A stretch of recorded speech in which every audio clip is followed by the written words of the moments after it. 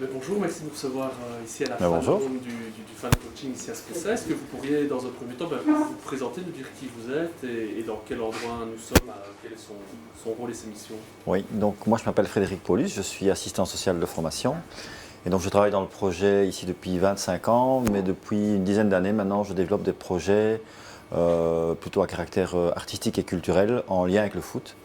Donc ça peut aller du théâtre en passant par de la lecture, du cinéma. Voilà, donc il y a toute une série de projets qui se créent en lien, donc toujours avec le foot en toile de fond, mais avec une discipline artistique qui est toujours là en toile de fond aussi. Et les activités ont la plupart du temps lieu ici, d'où la présence d'une scène, où vous avez l'occasion de vous exprimer dans différents endroits?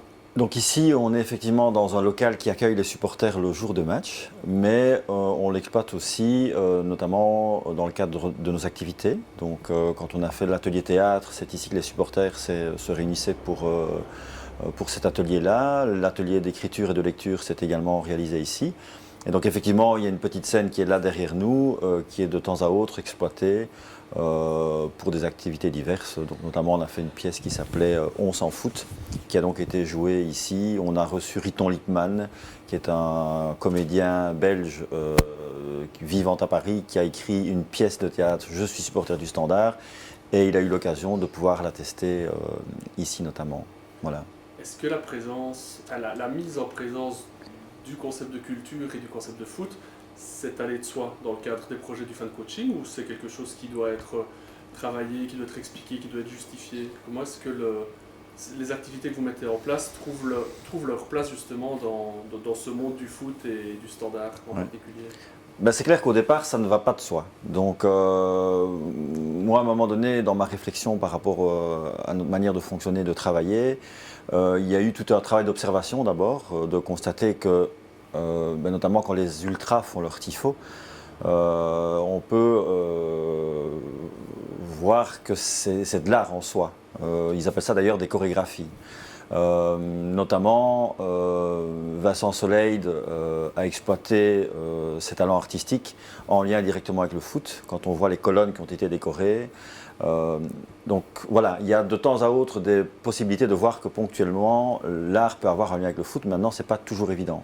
Et donc c'est clair que quand on propose de faire du théâtre à des supporters, les gens ne font pas la file ici devant le local pour dire je veux faire du théâtre. Donc ça ne fonctionne pas de cette manière-là. Donc c'est d'identifier les personnes qui peuvent dans un premier temps être intéressées, et alors de faire un travail avec un petit groupe dans un premier temps. Et puis alors après, ça nous permet alors de toucher un plus grand nombre. Pour donner un exemple, la pièce de théâtre, on a travaillé au départ avec 10-15 personnes, pour finir avec un petit groupe de 5-6 personnes. Mais alors ce qui devient intéressant, au-delà du fait de leur avoir permis de s'exprimer en tant que supporters par rapport à leur vécu de supporters, c'est après de pouvoir le présenter à d'autres personnes. Et donc la pièce de théâtre, on l'a jouée à 10 reprises devant plus ou moins 1000 spectateurs. Et donc ça permet aux supporters de se rendre compte que finalement la pratique artistique peut avoir du sens et un lien avec leur statut de supporter. C'est comme les projets d'écriture et de lecture, on travaille aussi avec un petit nombre de personnes. Mais alors après, il y a une représentation, les lectures sont faites en public, comme la dernière qui s'est réalisée à la Brasserie du Sauvenière dans le cadre d'un café politique. Et là, il y avait plus ou moins 150 personnes qui ont assisté à cette représentation. Donc il y a vraiment une légitimité, un vrai rôle social que les projets qui sont mis en place peut jouer ou doit jouer. Pour nous, c'est clair. Alors, pour répondre à la question tout à l'heure, il est normal, me semble-t-il, qu'on ne voit pas tout de suite le lien.